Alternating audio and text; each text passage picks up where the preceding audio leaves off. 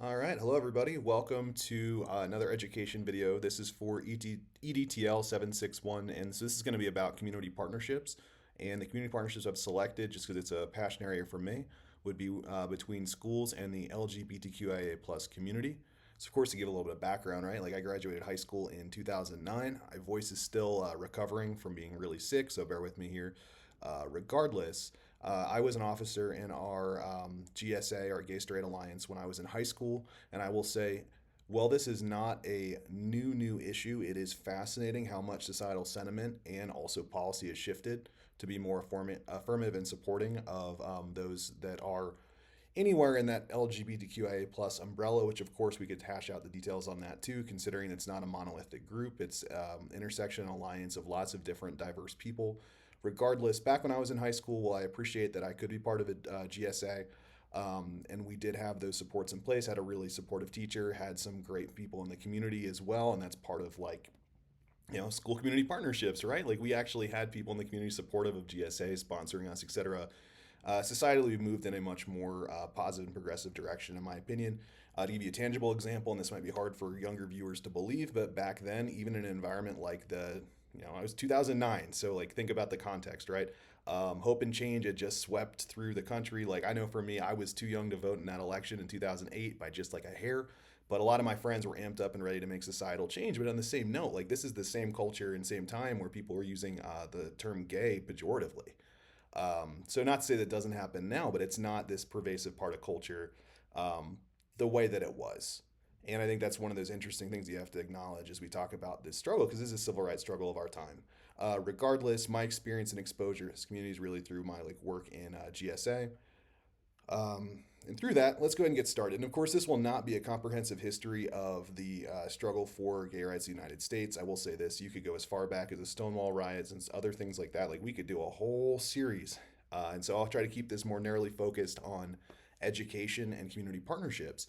And of course, getting started with that, we're going to need to talk about Hodges v. Overfell, which of course was a Supreme Court decision, landmark decision in 2015, which effectively had the de facto outcome of legalizing same-sex marriage. Which it's interesting, again, product of its time. A lot of politicians who are now sort of like venerated for being like champions of change in that space, of course, have lots of statements on record in the early 2000s where they were saying the exact opposite. So it's very fascinating. Regardless, for the sake of this conversation, I think there's a real recognition that a lot of these folks needed protections and supports in settings like schools, where, especially think about a public school, you have a legal obligation to be there. I was talking about like my students, this idea of being unlawfully absent. What does it mean to be unlawfully absent? It means like, well, you have a right to an education, but you also, from your parents, and you have a legal responsibility to be there. And so it needs to be a safe space if you're going to be there. And I think that's part of some of the codification of gay rights at a national level, of course, have had a trickle down impact on ensuring protections for folks in institutions like colleges and, for what's relevant for me as a teacher in public school setting, public schools. And what I mean by that is elementary and secondary schools. And so that's where, as I did research for this project, I was fascinated by the National Association of Elementary School Principals. Has a really good article. This is under Principals' Voices in School Equity, empowering LGBTQIA plus students through inclusive education. And so it gives like some good strategies for schools as they use their curriculum as a window and a mirror, provide safe spaces and support groups, recognize intersectionality, and of course provide professional training to educators so they can be empowered to intervene in bullying situations and create more inclusive classroom environments. So incredibly important stuff. It also paints a roadmap and a role for counseling services and a vision of belonging, which is incredibly powerful stuff. And in addition to that, right, if we take a look at just like relatively recent history, so we of course had Overbell v. Hodges in 2015, not ancient history by any means, but also like not exactly super comprehensive in terms of codified protections. And so one of the things that changed in my lifetime, not too long ago, is the Marriage Equality Act, which passed in 2022, which then codified further protections and made sure that even if Hodges v. Overfell was overturned at some point, that there would still be these codified protections for LGBTQIA plus people in the United States. And I think that's incredibly valuable, especially considering that most of the protections, at least on college campuses and through schools, through Title IX anti discrimination legislation. And of course, like Title IX offices do a ton of work to make sure that students are not having their civil rights trampled on while they're in school. In addition to that, I'm talking about community partnerships.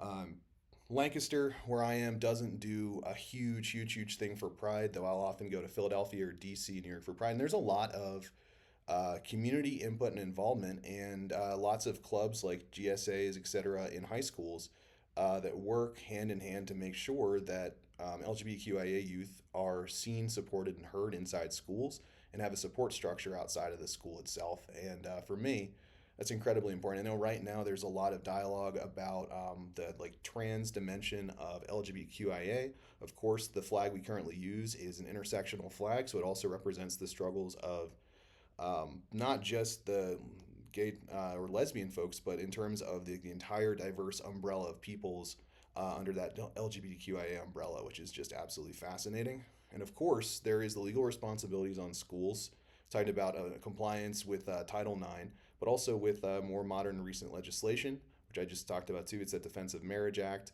and of course, the legal framework for marriage equality through Oberl v. Hodges. But I think zooming out big picture, you have um, a vulnerable population in schools that needs protections and supports. And so that connection to the community has often been through these gay straight alliances, um, as well as like community action. But not every community has the same level of connection to the LGBTQIA plus community. And so as a result, there is a need to provide protections and support where applicable, and to make sure that there is visibility and support in the community. And so, of course, that's one of the areas I'm super passionate about.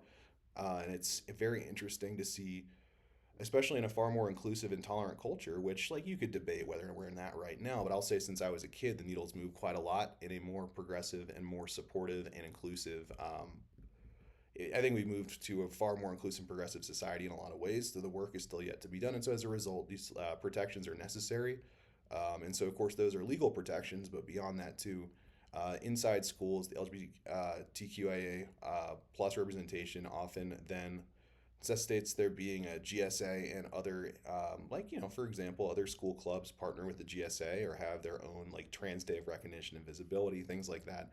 And all those are incredibly important for creating a space where some of our most vulnerable people in the United States have an opportunity to be themselves. And so, this is one of the areas as I go through this course and start thinking about community and school partnerships that I recall and reflect on my own experiences, and driven to do a little bit of my own research in terms of like how we got to where we are now, and feel a call to action to continue to make positive change in the world. So, thank you so much for your time, and please have a wonderful day.